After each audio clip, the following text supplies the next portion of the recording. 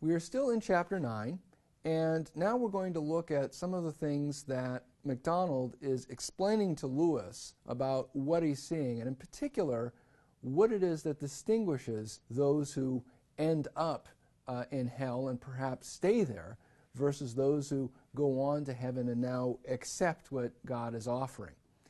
Probably one of the more important things from the chapter that we need to look at is the discussion that Lewis and MacDonald have about heaven and hell being a state of mind.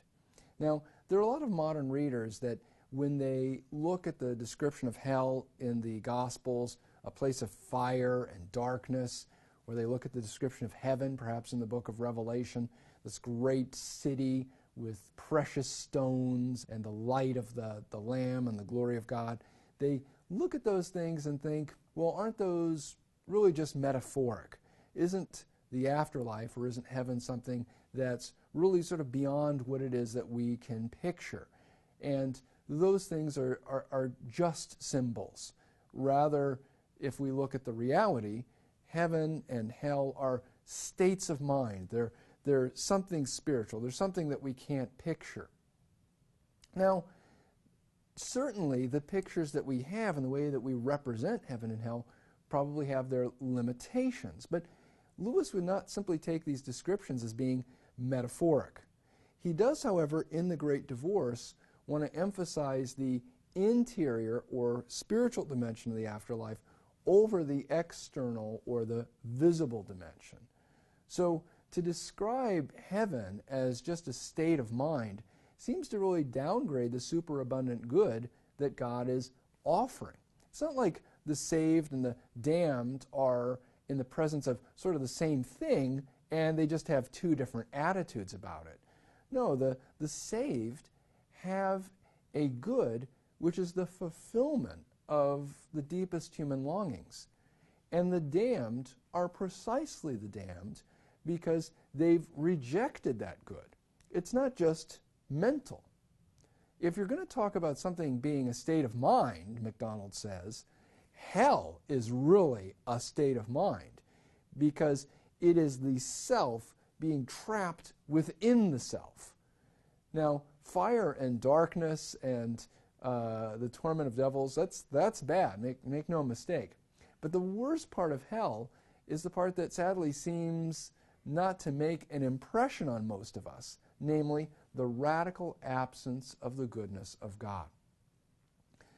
If in fact God is the goodness for which we all long, then the loss of that goodness, and knowing that that goodness was there for us, but we lost it purely from our own fault, that is complete misery. That is hell. Lewis once more raises the existence of purgatory, a kind of intermediate state of cleansing from sin. Remember, this came up in the earlier chapter in the discussion between the Episcopal bishop and his clergyman friend, that if the bishop chooses to leave hell, then it would be purgatory. Lewis talks to MacDonald about this. He asks MacDonald about this, and he says, you know, this wouldn't fit with either what my Catholic friends believe or what my evangelical Protestant friends believe. Well, of course, Catholics would more sharply distinguish hell from purgatory. They wouldn't say that there's some kind of choice after death. Similarly, from an evangelical point of view, they wouldn't accept the idea of purgatory at all. Where a tree falls, there it lies. Whatever state you die in, that's it. Either you're going to hell or you're going to heaven.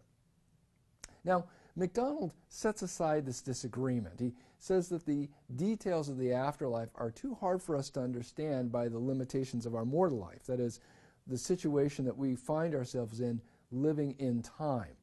This may seem like a cop-out, but Lewis is not trying to settle these questions in The Great Divorce. He's much more interested in exploring the drama of human freedom in light of the highest good that God offers than he is in determining the exact nature of the afterlife. Now, he'll return to this point before the book is over, so we're not quite through addressing it. Probably the final thing we should say in this segment is observe that MacDonald lays down here probably the central thesis, the central point of The Great Divorce. namely that every damned soul has something that is more important to them ultimately than being happy. He quotes the wonderful passage from Milton. This is Satan's rallying cry in Paradise Lost, that it is better to reign in hell than serve in heaven. Right? That every damned soul insists on keeping something, even at the price of misery. There's always something they prefer to joy, that is, to reality. So, even though God is offering them a perfect happiness, there is something, some created, earthly, worldly thing that they prefer, that they cling to, in spite of the fact that they're being offered something which would actually make them perfectly happy.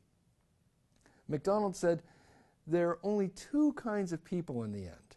Those who say to God, "Thy will be done," and those to whom God says in the end, "Thy will be done." And all that are in hell choose it. Right? That somehow it is this self-choice that creates hell. The very fact that God can offer a good, but yet we are free to reject that. Now, probably we need to see that fleshed out a little more, so in the next segment, what we'll do is take that principle, the choice of one's own good, and see how that applies to some of the damned souls that Lewis and MacDonald encounter.